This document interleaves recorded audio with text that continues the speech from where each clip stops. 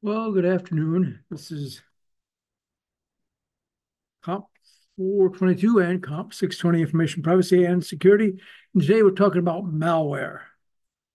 Uh, just a review of the upcoming schedule. There's today, on Wednesday, where we cover the material in Chapter 7, Denial of Service, uh, Computer Forensics, week from today, along with a guest speaker, and then Privacy Issues, week from Wednesday. So that's the schedule. There is an assignment out there. Hopefully you've seen it by now. It's out on Blackboard.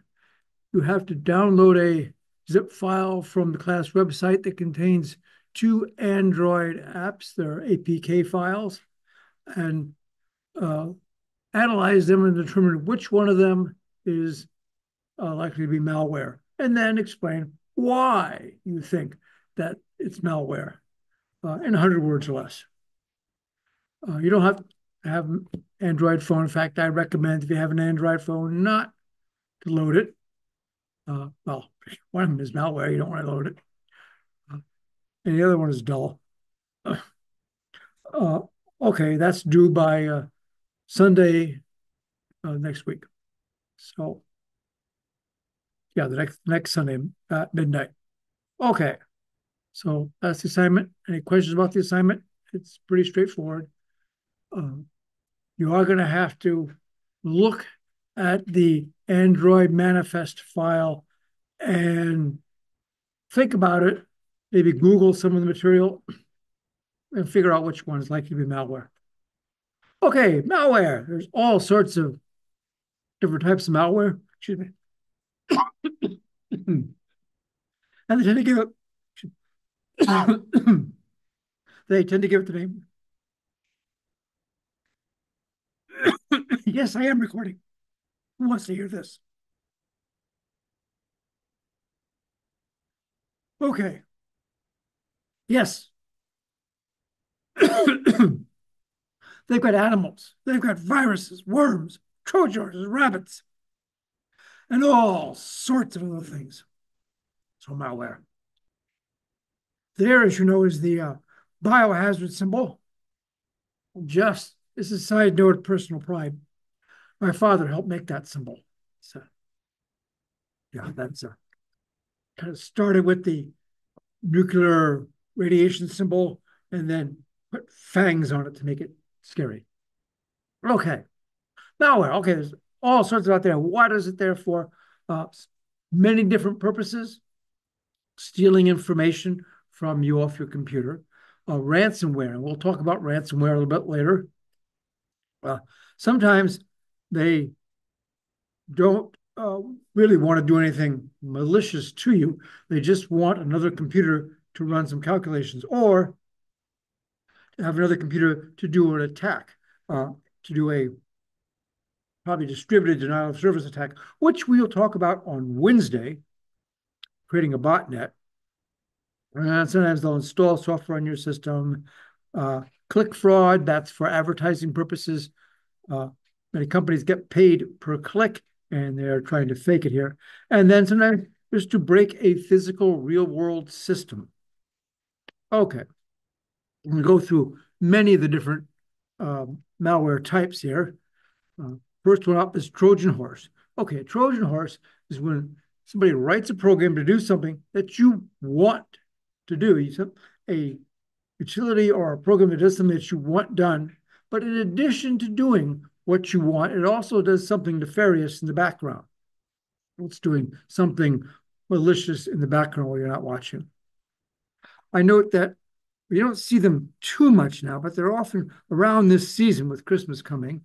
There were these greeting card programs, and they'd be executables or something like that, and you click on them, and they'd show silly, pretty pictures blinking. And meanwhile, while that's running, it's doing all sorts of other things that you don't want done. The textbook talks about an animal program called Animal. That's an early Trojan horse. I had some experience with it, so I can tell you about the Animal program. It was basically benign. It just ran a little game, but it copied itself into all writable directories that it could find.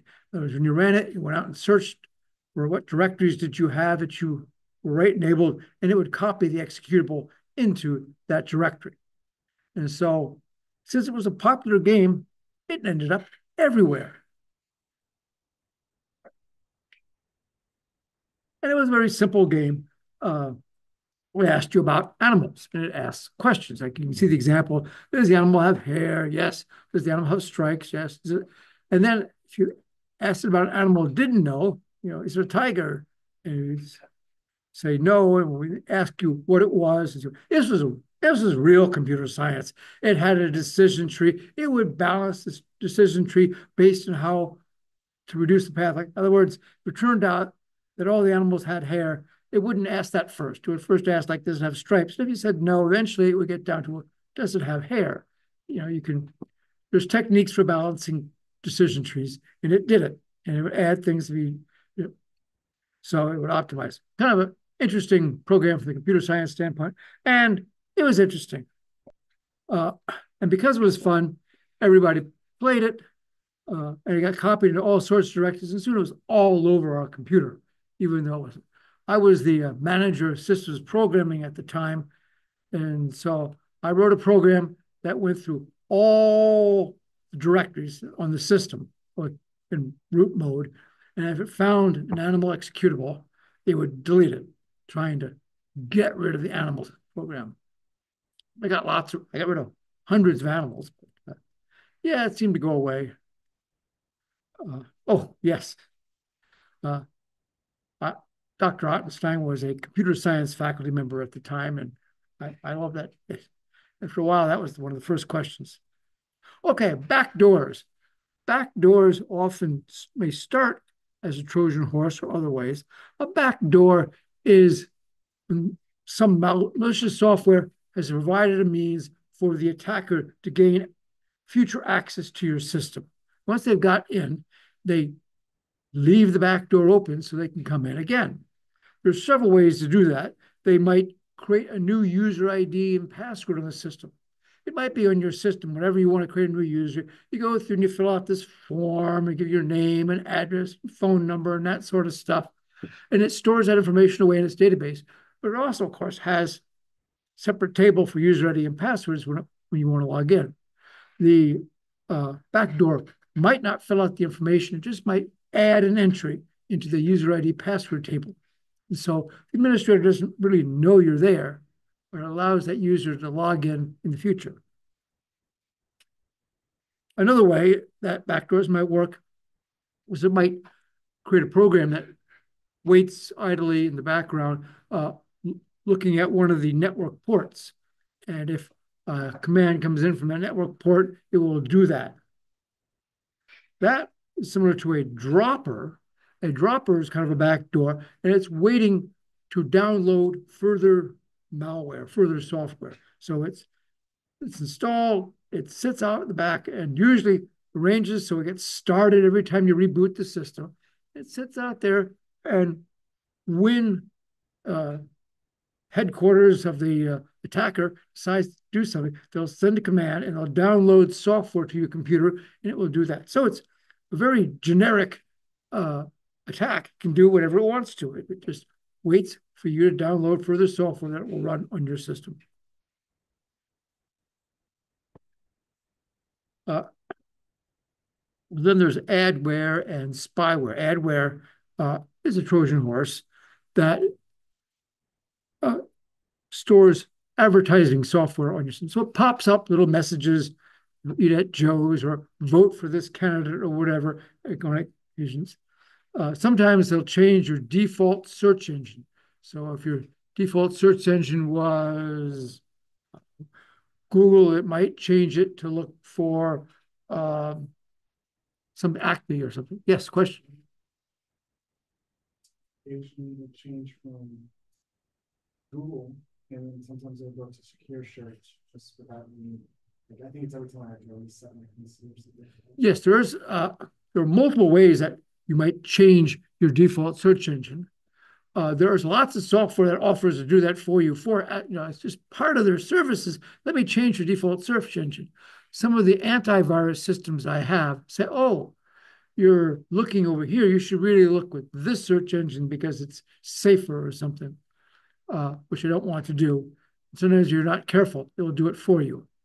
And then again, there are software that you download without your knowledge that may change your search engine. It doesn't have to tell you.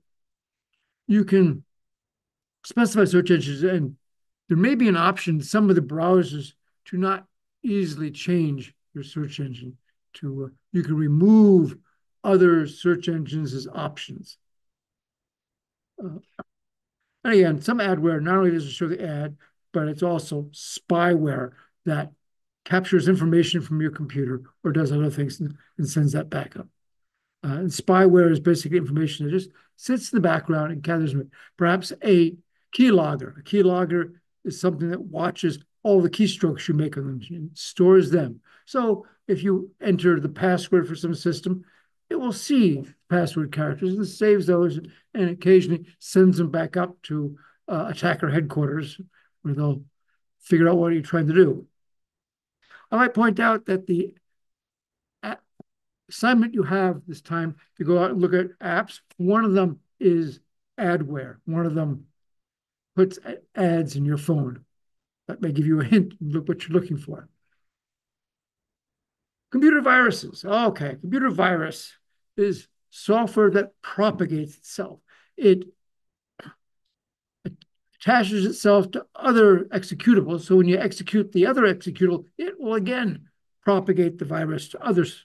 It looks around at all the executables you have available on your system and will infect those by by editing the executable file and adding the malware to it. Here's a diagram I have. Imagine this is the executable here, on the original, and the little green bar represents the start address. That's where execution will start when you run this program, when you double click on it or something. Then it will start. So when the virus infects this, it adds the machine language of the virus to the end of the executable, changes the start address so it doesn't start here, or maybe just changes to a jump. So it jumps into the virus will then execute, and at the end of the virus, it returns back to the original program. Actually, many viruses will fork off a new task or thread to execute the virus. That is, almost all your laptops, PCs have multiple cores. It will start executing in another core. So the original program can keep on executing. You won't even notice that there's something running in parallel in the background. Your original executable will continue to run at full speed while in the other core, it will be running the virus.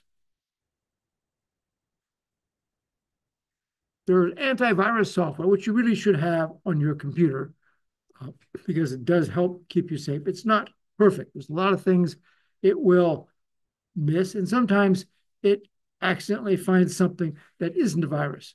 Once again, on the assignment on my computer, but not on the computers of my TAs, there were it thought that when I downloaded the zip file from the class website, the Comp422 comp620.online website, that it claimed this is infected with the virus, and it would not download it. It would store it in quarantine, and then you'd have to go out to antivirus and pull it out. I found out with some testing, I found out it's erroneous. I put a short, simple text file.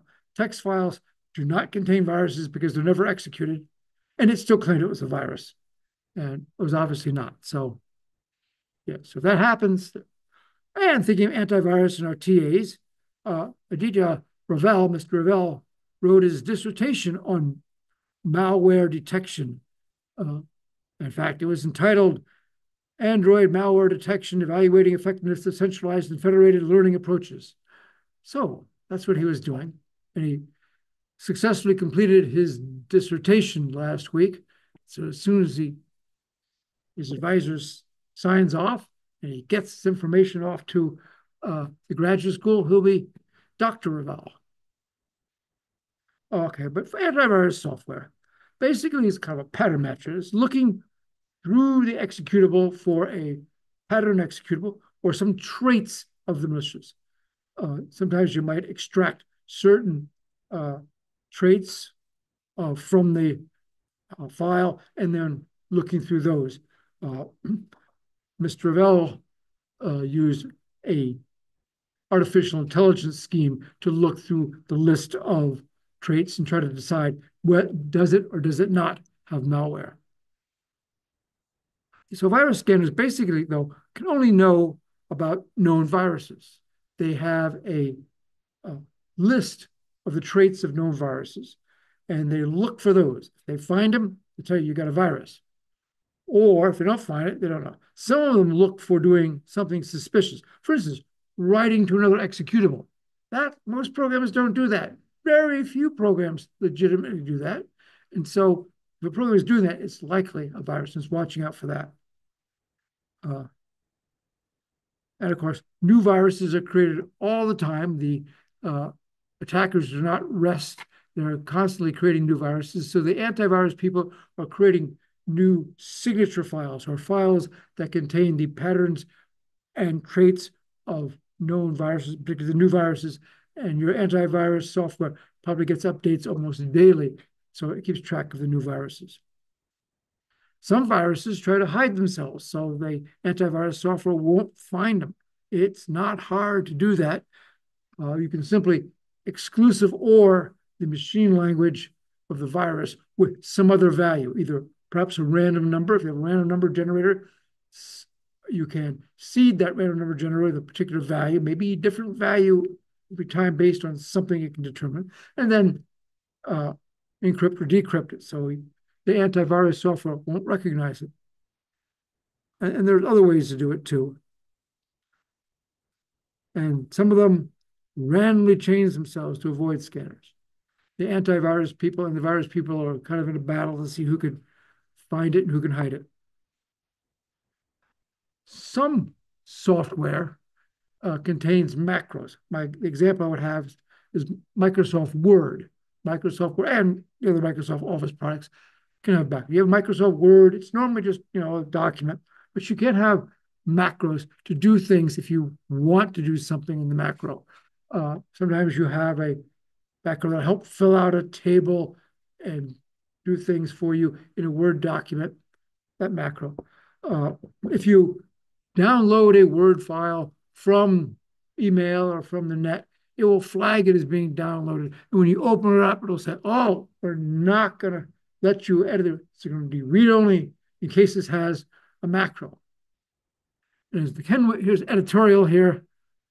If it's scared about macros, why doesn't it remove all the macros? Certainly, the Microsoft software can remove macros from Microsoft Word. It knows how to do that.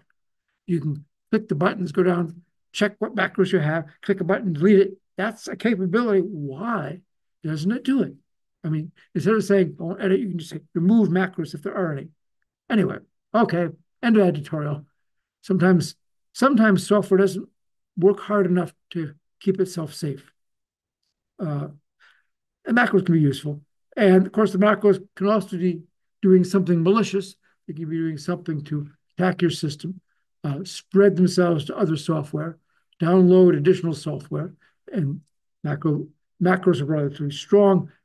Uh, Visual Basic, Microsoft's version of Basic, is often used as a macro language. It can do almost anything. So it can. Okay, here is our first clicker question for the day. So let me start the poll. Okay, you should see that online.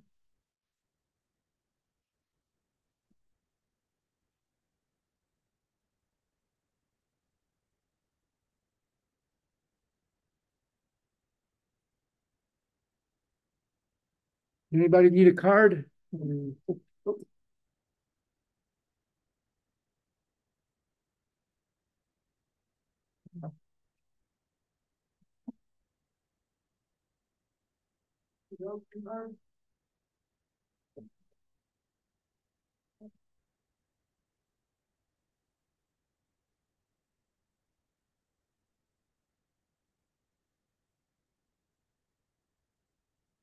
Okay.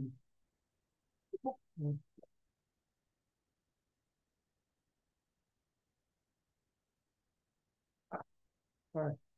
Oh, my God.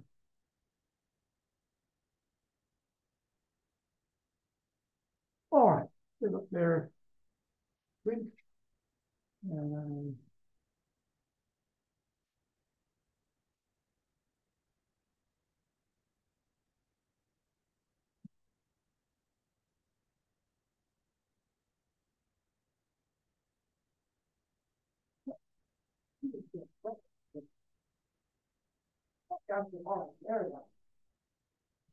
okay. A is most popular, followed by B.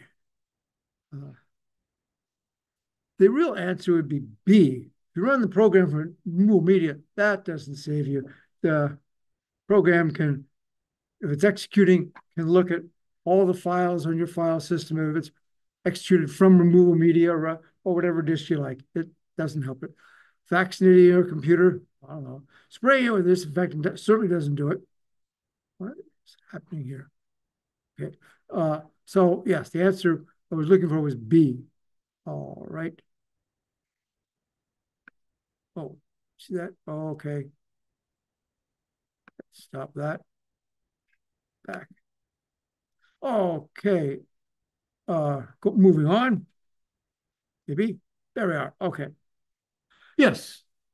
As the answer to the question, you can put a digital signature on the executable, and many systems do that. If you put a digital signature, that is, you get a checksum of the executable file, and at the end, that is signed with somebody's public key or no private key, and then you can uh, do the same. Your system can also check that, look at the digital signature, see if it's authentic, and therefore, if it's authentic, you know the file hasn't been changed and that it came from who states it comes from.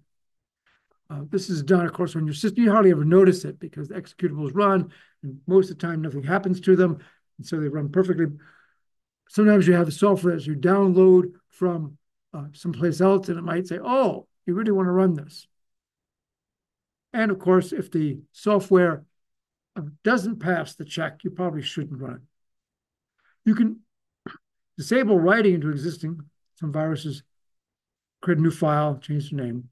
Uh, Software, a lot of software doesn't install itself in a secure manner.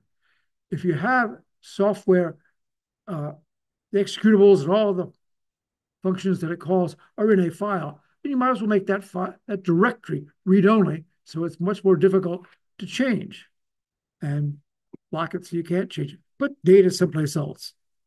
Uh, I always complain once again about Microsoft not doing that. Okay, viruses. Viruses started quite a while ago. This fellow Fred Cohen came up with the idea long time ago, 1983. Well, it's not all that long, depending on how gray your beard is. But and then his advisor called it. And he tested it out in Unix systems and on UNIVAC 1108 systems. And look at the goal here was to get super user or root privileges. And max success time was 60 minutes. It took him an hour at worst. Usually 30 minutes and 5 minutes at minimum. So it's very effective. Always got it. Lots of back with IBM PCs. There were early days of the PC.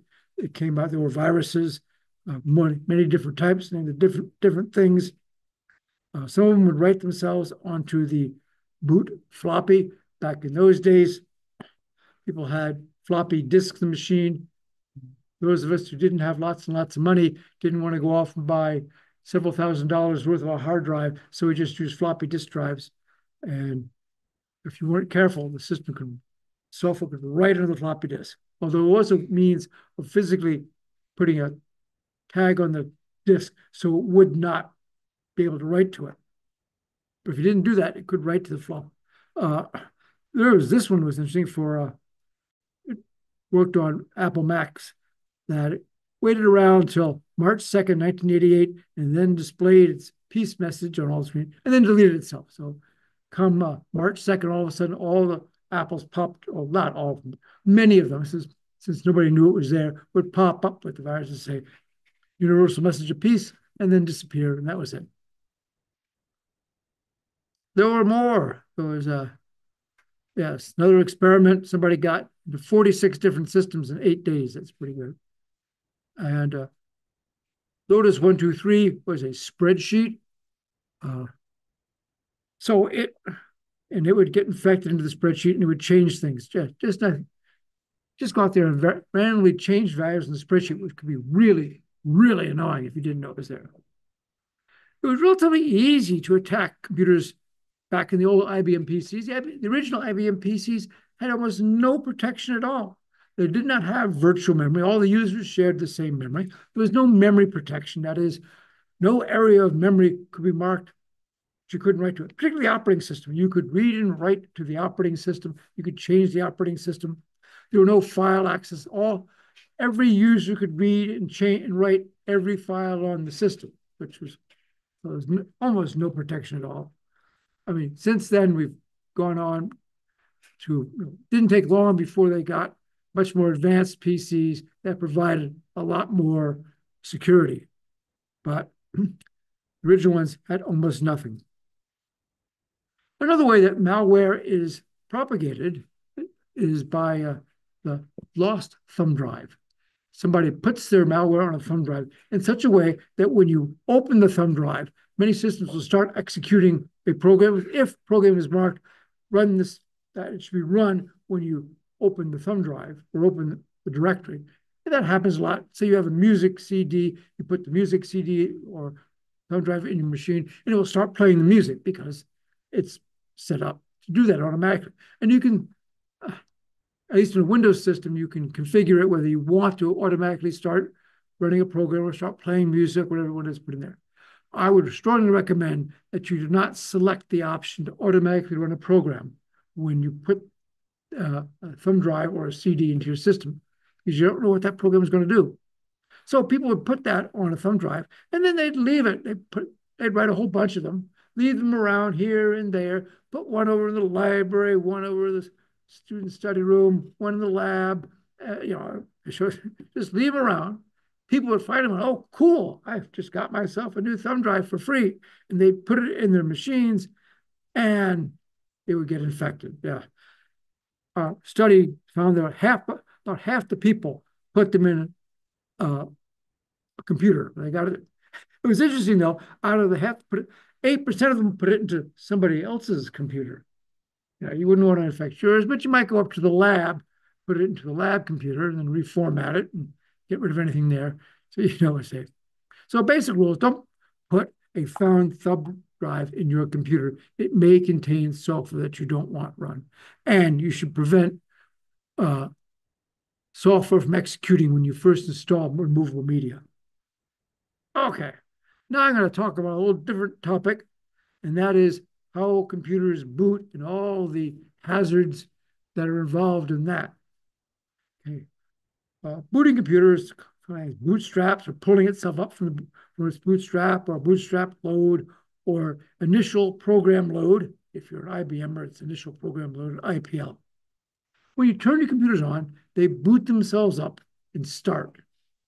They're not like a toaster. It's not as easy as it looks. You just turn it on and it runs. It has to start itself. And it goes to for the hardware, the firmware, the software, and many steps doing multiple things. There's several things that start when you turn on your machine. First, there's the post test, a power on self test, where it goes out there and checks for errors. It kind of checks there's a diagnostic instruction that you can run on your processor. Say, is this likely to be working correctly? Yes. And then there's, you can go out to the hardware, the drives. Can I read from the drive? Yes. Do I get an error if I try to access the drive or other pieces of hardware? And then it adapts to changes hardware.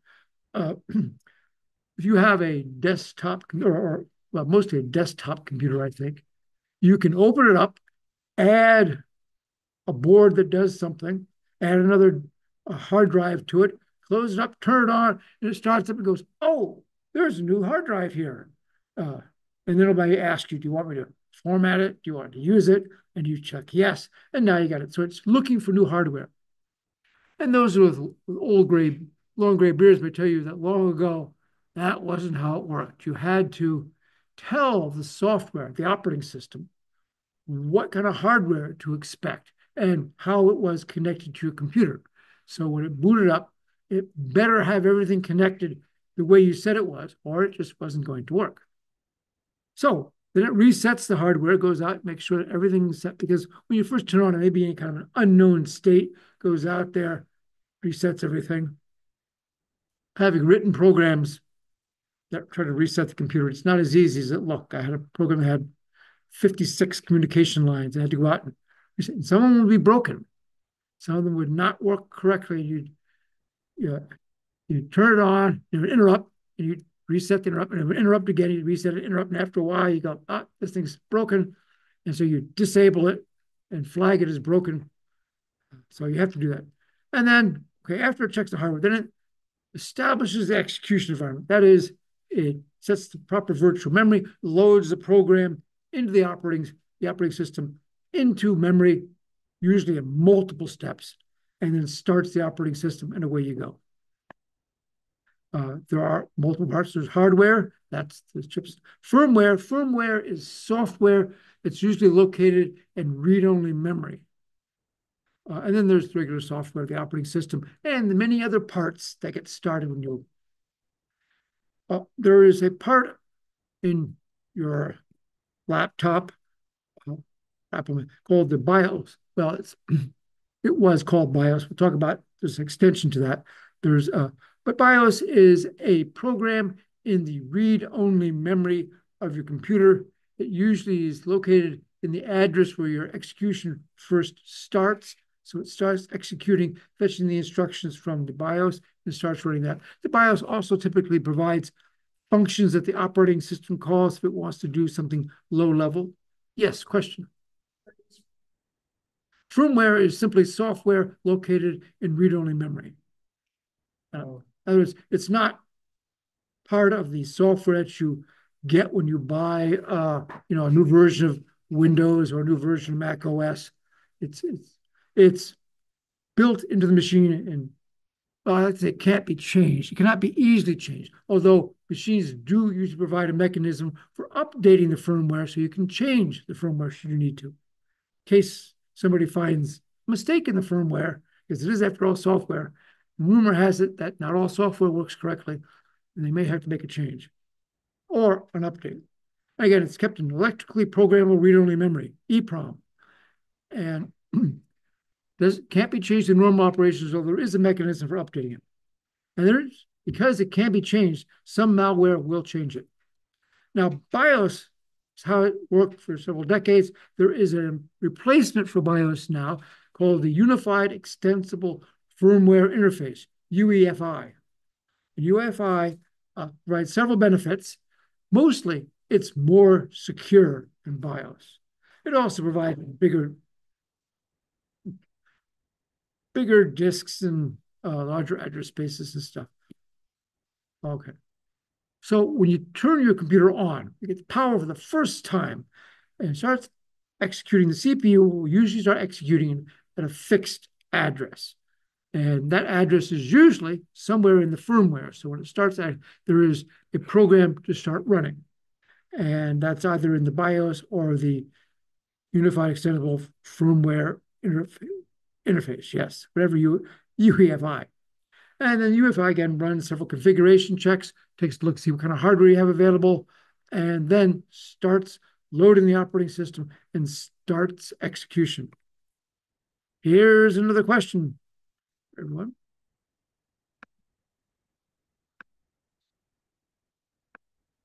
Right? You should see that.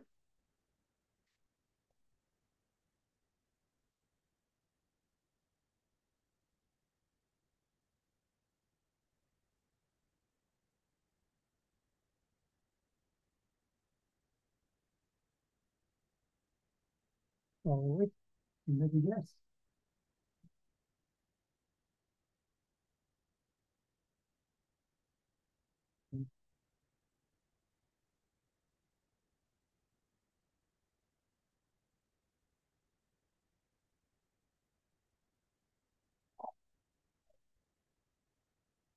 Okay. D is very popular with a scattering of others. There you can see online, almost everybody voted D. At least 88% of the people voted D. Yes, D is the correct answer. If you do any one of these things, you can mess up uh, the system and it will not work correctly. Most boot systems involve multiple programs and multiple loaders. One program starts and does one thing, and it loads in the next program, which does the next thing. The original, the first one, which comes off the master boot record when you press, is only 446 bytes. That is not a very big program, only about big enough to read the next one and the next one. There are some, in addition to the operating system startup, there are programs that the operating system will start when you first boot your system. Virus checkers. Virus checkers often are initiated when you boot up. I find that kind of strange because the safest situation for your computer, how to keep it the most safe, is to turn it off. Nothing gets infected when the machine is off. But then it checks it when you turn it on to see if anything happened while it was turned off. I'm not sure. Archiving and other updates, they do this when you turn on because it's a periodical event. And I think, well, if you turn it on every now and again, of course, many people keep their computers on for weeks at a time, so these things don't happen. Of course, all these things make the boot process take longer. Now, long ago and far away, I remember writing software for a mini computer. A mini computer is about the size of a filing cabinet, had the power far less than your watch, and we had I wrote the whole thing. This is a program I wrote in a machine that had no operating system. We didn't even have a compiler. We didn't have an assembler. I had to write the assembler first to write anything. But yes, so in order to start it, there was a panel in the front with hexadecimal digits, and you had to type in about a dozen bytes worth of hexadecimal numbers to put in an initial program. Then put the paper tape, the initial program came in off of paper tape, which is thin tape about an inch wide, several feet long with holes in it. Put in paper, press the run button on the computer, the run button on the paper tape reader, and the paper tape reader would go through, and that information would go and get loaded into the computer. And then when it got done, you again get on the front page, on the front console, type in the number where it was supposed to start, press run, and that would start the loader. And then that loader went to a high-speed communications line, well, high speed for the time, and it would download the rest of the program from a mainframe. So it was multiple steps. And when it crashed, it would upload core image back up to the mainframe so you could try to figure out why it wasn't working. Might also interesting to note that this machine had non-volatile core memory. That is that the regular RAM of your machine was non-volatile. You turn the power off, didn't forget. So most of the time, in case, unless something weird happened, you could turn the power off, turn the power on, type in the start address, press go, and it would continue running. Very convenient. I have a note here I mentioned. Another very primitive machine I used years ago. If you wanted to boot the machine, there's a button on the console, zero out the memory, and you could start execution. Well, it turns out that instruction with the opcode of 0 was a start IO, and if the rest of the instruction was 0, that means start IO from device address 0 and put the image into address 0. So all you have to do is 0 memory, press go, and it would execute that, and it would load the program in the way you went. Okay, your PCs and Apple systems have the Trusted Platform module. That is a microcontroller or a microcomputer, in addition to that's in the system that basically coordinates the loading of the operating system and checking of security. It uses digital signatures and keys to make sure that everything is from where it's supposed to be. It's from its original manufacturer. It's safe. It hasn't been changed. Intel has the Trusted Platform module into its chipset. I think ARM. Some ARM systems do the same. Windows 11 requires you have the TPM or it won't boot. Windows 10 would use it, but didn't require. Windows 11 requires that it be there. Let me talk a little bit about the Windows boot system, which repeats some of the stuff I just said. But it uses the Unified Extended, whatever, FI. Look a couple of slides back and figure what that stands for, the UFI and the Trusted Platform Module, TPM. And it will only load trusted bootloaders, which means to Microsoft, operating systems that come from Microsoft. It does not work well if you happen to write your own operating. If you're out there changing the operating system, writing your own, you've made your own version of Linux and you want to boot it up, it doesn't work well. Years ago, I taught the OS class, both the grad and the undergrad, and we sometimes had the students modify a toy operating system. Well, it worked pretty well, and it was very, very fast. But we could modify the operating system and then make changes to it. And you have to boot it up on your system and see if it works. Well, you couldn't do that now because it wasn't signed, although you might be able to run it on a virtual machine. Okay, it checks to make sure that you've got the right boot image. Also, it runs an early malware antivirus system because some of the information is checked before the operating starts, in particular drivers.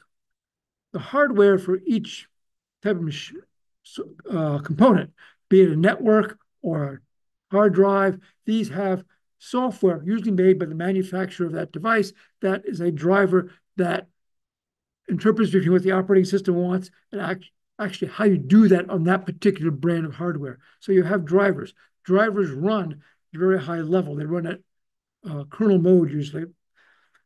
But if they get modified by malicious user, you're in big trouble because, again, it's going to run at the very highest priority. Okay, there's several steps. There's the secure boot, which is kind of part of the hardware, and then it goes on to the trusted boot.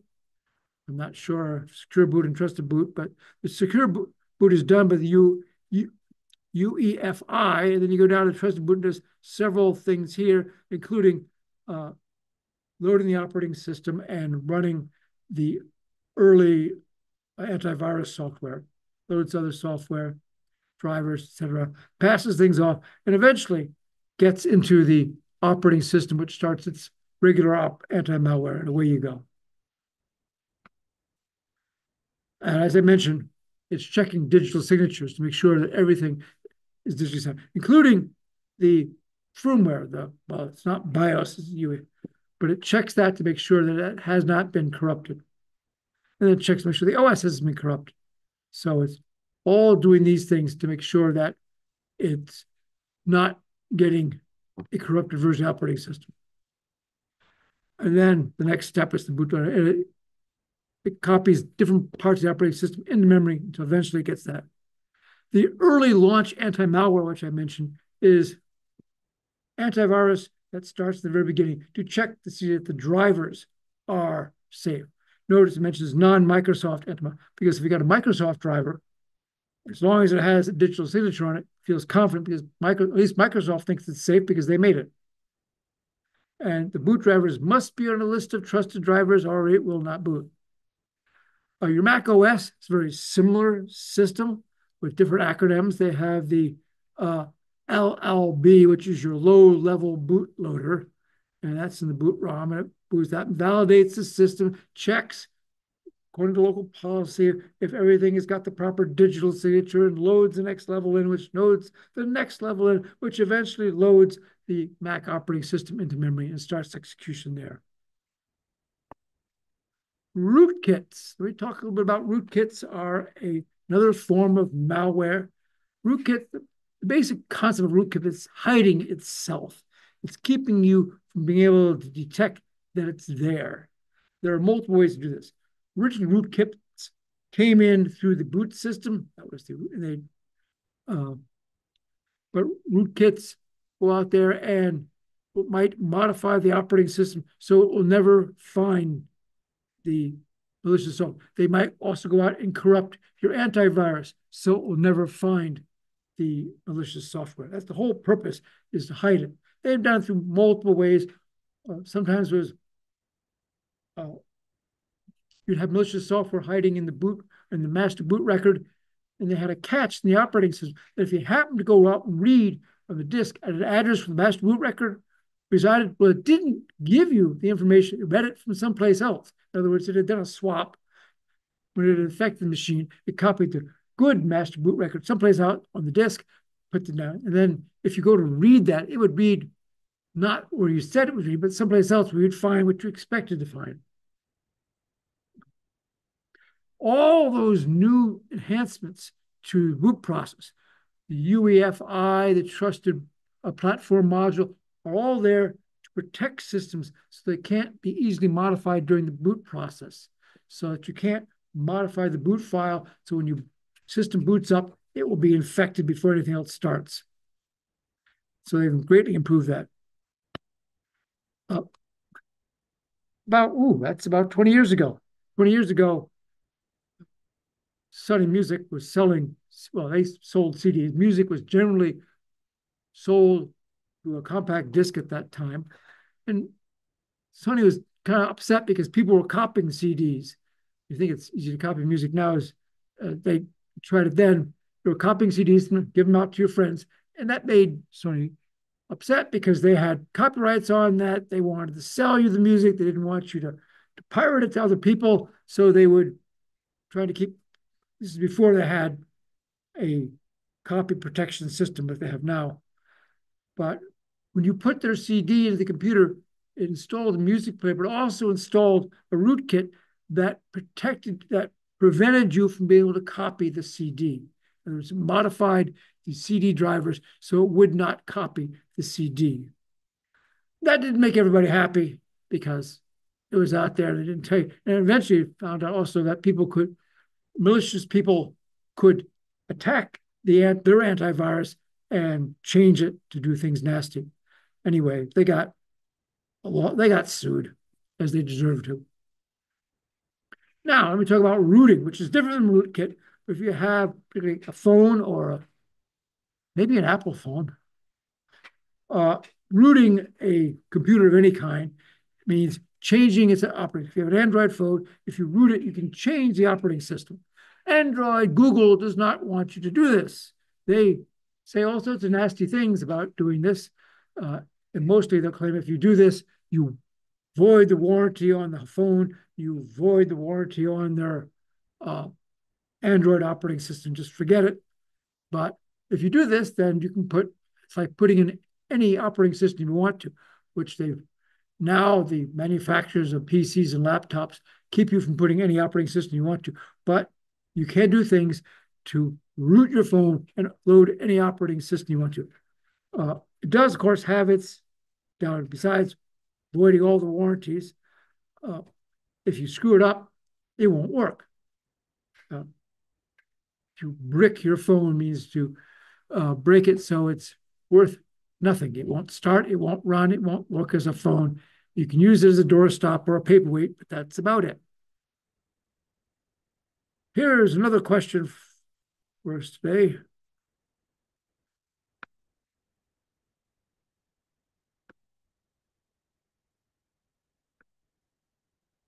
Okay.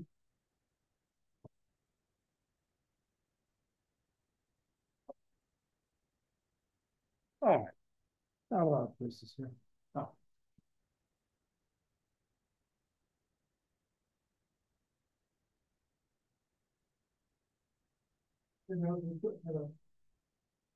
Yes.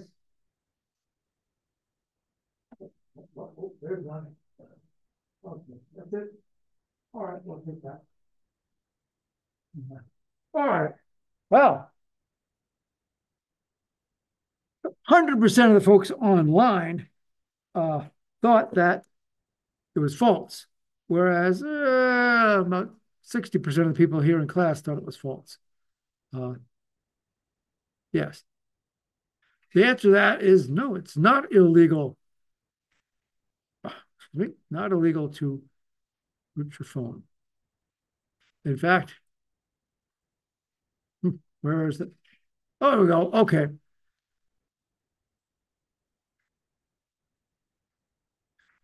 is legal in some countries, depending on who makes the laws. But in the United States, the Unlocking Consumer Choice and Wireless Competition Act means it is makes it legal that you basically somebody convinced the Congress that if you didn't do this, then you're always beholden to the manufacturers of the phone. You bought a phone and you had to buy Google operating system. You couldn't do anything else. And they thought that was anti-competitive. So they said, oh, you can't do that. Although uh, you can decide whether that was worth it or not. Other malware, there are worms. Worm is something like a virus, but a virus impacts other executables. A worm is a program all by itself, which basically just propagates itself to other computers. I think I mentioned the animal Trojan might, in some sense, be a worm. It didn't do anything but propagate itself. Well, it did nothing. Usually, worms propagate around and they are malicious. They, in addition to propagating themselves to many other systems, and they usually go by the network. Multiple ways they can do that: email or look for some sort of vulnerability in the network system of another computer and copy itself. If you're on a local area network in your home, it will look for other computers where you might be sharing information and it will copy itself to them. Yes. So virus modifies other programs while worms. Worms, yes, worms are a single entity and they don't generally modify anything else. They just copy themselves around. And in addition to copying themselves, they often perform some sort of malicious act, something that you probably don't want. I may have mentioned the Great Internet Worm before. I think I did. Well, anyway, one more time, because it was kind of interesting. It way back in '88, Robert Morris wrote a worm. He was just going to test. It got out and it went across almost the whole internet, disabling all sorts of computers for hours. And eventually, they did catch more. We kind of he turned himself in, and they 400 hours of community service at a $10,000 cost. And it's interesting to note that he is now a faculty member at MIT, where he was when he started this. Stuxnet is a interesting malware. It's a worm. It was a worm. Well, we don't know, but we believe it was created by the United States and the Israeli intelligence agencies, and it attacked the uranium centrifuges of Iran. Somehow, through multiple methods, they got the software into the Iranian centrifuges, and then it damaged the centrifuge. I think it turned off the checks for how fast it was going and just spun up at the maximum speed and they self-destructed. They tore themselves apart. So it's interesting that this is a worm that actually had real world physical effects. I mean, most worms change software. This one actually broke something physical, uranium. Well, and I'm not sure I'd want to be in the system where the uranium devices are ripping themselves apart, spraying radioactive uranium all around the room. So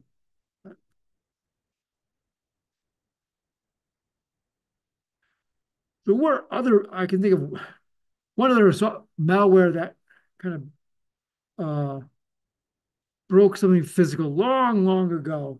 We had printers that printed on continuous roll of paper, usually what they call it green bars, sometimes they had alternating green and white bars, and it would move through a line printer.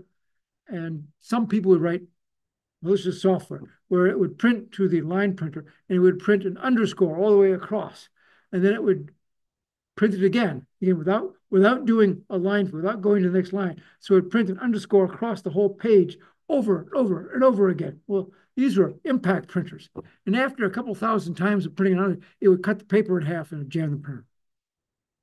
Not very damaging, unless you were the operator that was running the place and you might say a few words. Rabbits. Rabbits are yet different type of malware. A rabbit uses up computer resources. It consumes the resources until there aren't any left. There could be several ways to do this. You can create files that create files that create files to just consume all the disk space.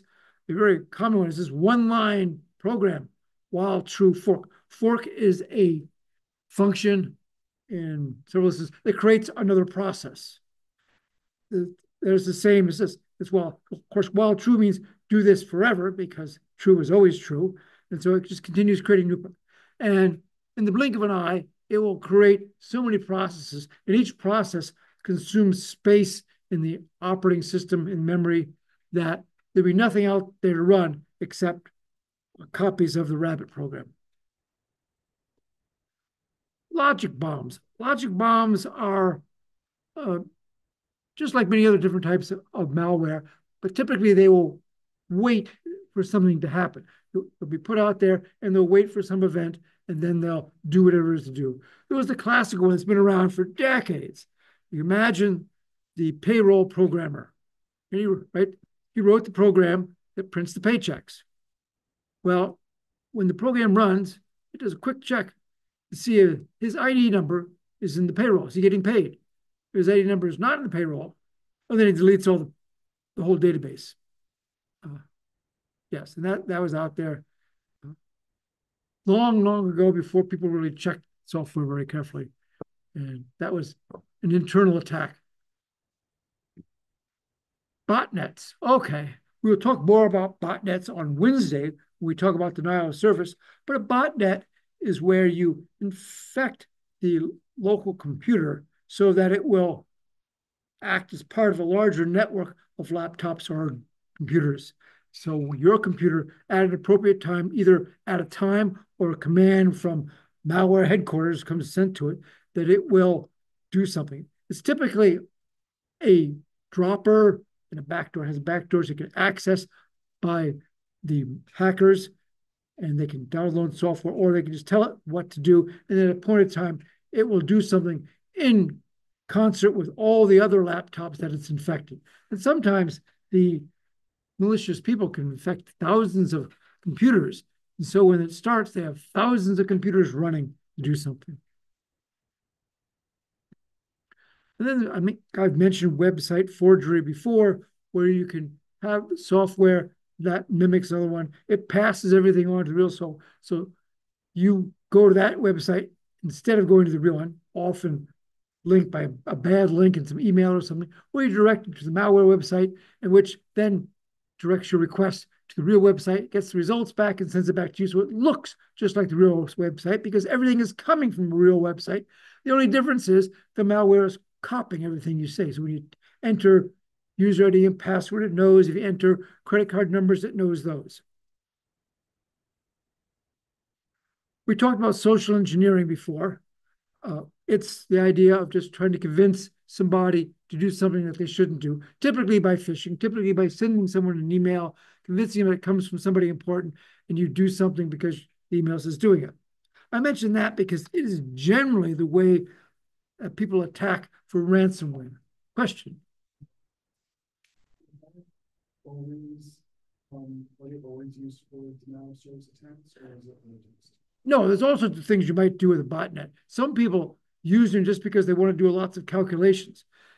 One sort of nefarious use of a botnet is if you're trying to crack somebody's password and it takes hours and hours of computer time. Well, if you do this over thousands and thousands of computers, it takes 1,000 times less. So you go out and you infect many different computers and have them do the software, run the software that cranks away using up the CPU time to try to solve this problem. Okay, ransomware. Ransomware is one of the big attacks. I went out looking for all sorts of information. One data point I got is $7.5 billion in the United States. That was about 5 years ago. It's a lot more now. Interesting also that 45% of the ransomware attacks are in healthcare organizations, hospitals and such like that. One of the reasons they hit healthcare organizations is because of frequently, if the healthcare group, the hospital, can't get their system back online quickly, people will die. And that kind of puts some urgency into getting it resolved. Here's a chart I got from looking at Statistica. You can see the number of actual ransomware attacks going up and up. Bad years, 2016. This is only the first half of 2022, so it's going to be about twice that. Lots of them. the money people are paying. Here is the payout. This goes to the second quarter of 2023. People are paying out a lot of money for ransomware attacks. In addition to the payment, there's all sorts of other costs for ransomware. There's a downtime. Your system is down. People time. It takes time from your IT folks to make this work again. Of course, you're going to also have to, it tells you have to beef up your cybersecurity protections. It'll probably cost you insurance premiums because if your insurance company gets away, if you're going to pay the ransom, you probably have insurance against this. Well, the insurance company will pay it, but they aren't happy about it. And they're going to charge you. Of course, there's also legal issues, lost reputation, lost business, and lost lives if they're attacking healthcare institutions. Here's yet another question for us.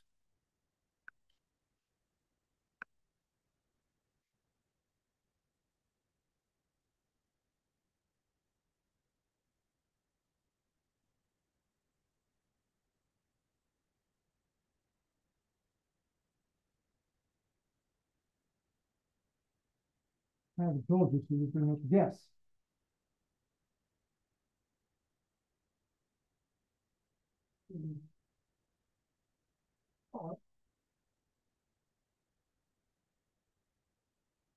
Is that way for me? Is that way for me? Okay. Uh,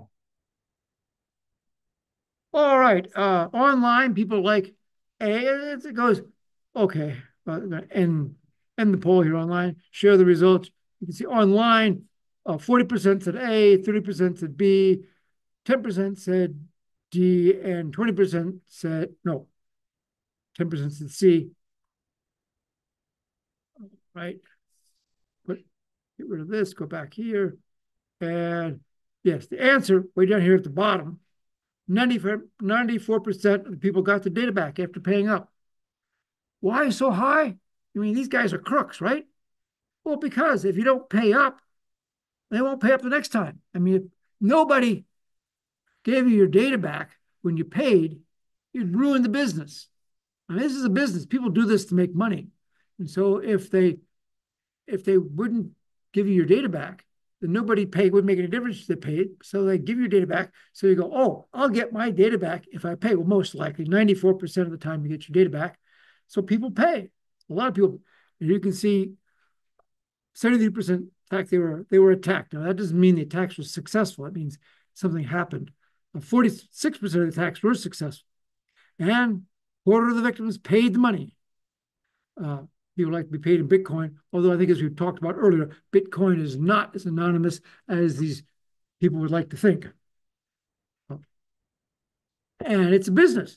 Some ransomware attackers have office space in other foreign countries that don't really care, have development teams, help desk, phone support. Yes, if they attack you and they want you to pay in Bitcoins, Granny may not know how to pay in Bitcoins. So she can call up the help desk for the ransomware attack and find out how to get that paid in Bitcoins. It's a business. There are different types of ransomware. One type, well, okay, the most commonly known one is the file encryption, where it goes out there and encrypts your files. Another one is it messes up the bootloader process, so it won't load, so you can't start your computer again. Usually messes up the master file table, so you can't find your files. There's also another version of ransomware where it copies a bunch of the database of the company, particularly going out and trying to copy sensitive information. And then you tell the company, well, we have your sensitive information. Here's a sample of what we have. And we have lots of it. If you don't pay up, we'll release it to the public. So the companies may not want that, so they might pay up. Okay, let's talk about how ransomware works. First, you got to infect the computer, often by phishing. You got to get your way in so that you can load some software onto the system. And it doesn't have to be something that runs at operating system privileges. It just runs at normal user and does things. Well, probably being an administrator would be good. Then it goes out, particularly if it's going to be the type that's going to encrypt files, finds out what files you want to encrypt. Because not all files are worth encrypting. It takes time to encrypt things. It may be vulnerable while it's trying to do something. And so you want to find out, what do we have out there? Is there a database? What are the important files? You may not want to bother encrypting everybody's documents because it may not be worth it. So you find out with it. And you might also check network connected drives. Are things out there on the network? Then once you find it, you start encrypting everything. Now, where do you get the key? There's multiple ways to get the key. Sometimes they use hybrid encryption. They'll use public key encryption to get the key from somebody and then download it, then use that AES key that they got. Multiple, you can think of all sorts of different ways you might do that. But at some point, you have to make sure that the attacker knows what the key is so they can give it to you at the end. And they don't want you to know what it is. Then after they've encrypted everything, you have to tell the users, haha, we got you. Big notice telling you you've been had, pay up or we'll delete your files or you'll never get them back. And then it covers its tracks. That usually means going out, deleting system logs and deleting itself so you can't see anything about the executable. And then it waits to get the money. Once you get the money, it will then decrypt the system and put your files back again. Customers will stop paying if they don't get their files back. You go out and look at the web. There's all sorts of things that you can do to make it so you can, of course, keep your operating system up to date. There's updates that the operating system provides. If you are a Microsoft Windows user, the second Tuesday of the month, Microsoft releases updates. And occasionally, more often, if they find something, they got to update quickly. Make sure you've got antivirus or anti-malware software and it's up to date. Back up your data and regularly check those backups are complete. Let me the guy with the old gray beard stop for a minute and tell you about checking to make sure your backups are working. Long ago and far away, I was managing a couple IBM mainframes and following something we read in IBM documentation. So, well, if you do this, it'll improve the performance of your system. So we did that. It didn't improve the performance. The system wouldn't even boot, would not boot at all. Okay, well, let's go back to the previous version. Now, in this system, the master boot record was on the hard drive. And every night, the operators, these are big computers, and they had operators who would manage, and they would run a backup program and it would copy the operating system onto a tape, and they'd store the tape away very carefully. And then more tapes would go off to the bank every week. So they had it. It's like, well, grab the tape, reinstall it. Didn't work. What? Well, we haven't changed it for a couple of weeks. Grab another tape. It didn't work. We went back and looked at the output because when you ran the backups, it printed something out. And every time they ran it, it would get an error. It would print out an error. But the operators were not trained to read these things. And unfortunately, the engineering staff didn't bother to read them even after they changed it. And so the backups were no good. And it took a lot of gyrations to get that system back up. Fortunately, we had like 3 of these computers on the floor at the time, and we unplugged disks from one, we plugged them in the other one, and got it going. Okay, and again, if you have backups, keep them secure. Don't let the bad guys steal your computer and your backups, or do something to make your backups. Keep them secure. And then, if you have an attack, be prepared. Plan for it. What are you going to do if you get an attack? How are you going to continue? You need to have a process in place. Who's going to do what? Are you going to pay? Are you likely to pay for it? Who's going to contact the FBI or whoever you're going to talk to? What is your strategy? How are you going to try to restore the system? It works best if you have a good set of backups, and then you can just thumb your nose at the ransomware people, restore your system, and start it up again, which may or may not work. Again, these people are in it for the money. They can buy ransomware kits. I think you've all been to the dark web. Don't go out there and look for ransomware kits. You can find them. They will sell you tools for doing this sort of stuff. You don't have to pass Comp 620 or Comp 422. You just have to go out and buy the kit and then, or just buy a subscription. A subscription comes with support, and then run it, and you can do your ransomware attacks. Yes, question. Subscription. How do you know you're not going to get ripped off using it? I don't know. I just feel like it just puts you. Honor among thieves? I'm not sure. Yes, if you have a subscription and you're paying a criminal, I mean, we can identify the malware manufacturers as criminals, and if you are going to do a malware ransomware attack, you are also probably a criminal. How do you know that that criminal is not going to steal from this? Oh, they probably do. I don't know how you decide. And because you're doing this over the web, you can't do the traditional method of sending out a bunch of big, strong guys to break their legs or something. So, yeah. Anyway, yeah, it's out there. They're in it for the money, and you have to protect yourself. And again, you don't have to have ironclad protection. You just have to be better than most. Because if your protection is better than most other people, the criminals will attack the other people. Okay, review of what's coming up. We just talked about malware, talking about denial of service on Wednesday. Please read chapter 7. And then a week from today, I'll talk about computer forensics for about half an hour, 45 minutes. And then we'll have a guest speaker. Ms. Tagridge will come in from Tagridge Technologies and talk to you about that. Read that section. There is an assignment out there. You have to download a zip file from the class website. Sometimes, for some people, at least for me, but not for the TAs, they downloaded it. My anti-malware solver didn't like it. Ignore that. It is safe. In fact, I took a very simple, short text file, clean, nothing wrong with it. I encrypted it, put it in there, downloaded it, and it said, oh, it's terrible. It's encrypted. No, it's not. So it's an error with the malware people. I have told the malware people, but they move molasses. They're quick to respond to a new threat. They're very slow to respond to a false negative or false positive. They don't really care if it tells me it's malware and it's not. Okay, but you get to there's tools you can download to take apart, disassemble the app, the Android app, and look at some. You particularly want to look at the Android manifest.xml file.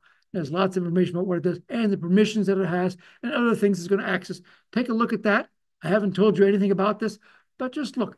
If you're wondering what do these permissions do, particularly if you happen to use Google to search, Google makes Android. So if you take that permission, put it into the Google search, it will find it. In fact, it'll probably point you to a page that has all the permissions. You can go down and see what it is and what it does. If it looks dangerous, it might be dangerous.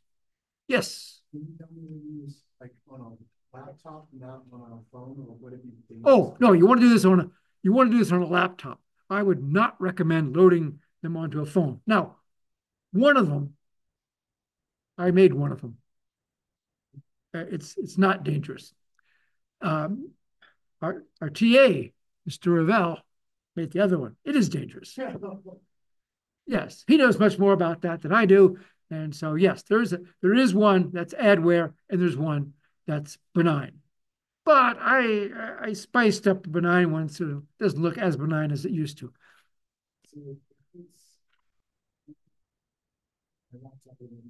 You won't do anything. No, unless you're having me running Android operating system on your laptop, which you probably are not.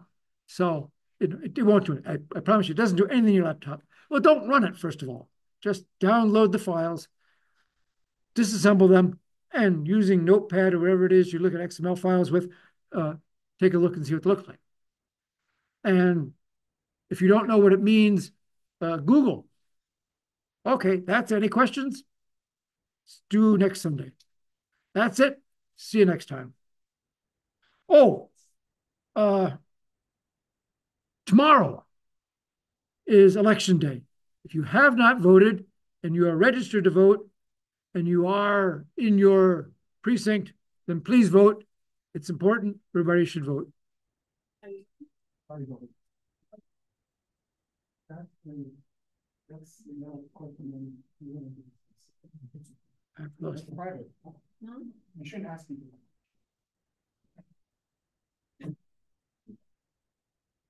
You shouldn't answer. You can ask people that question. You don't, You don't think you should ask people if they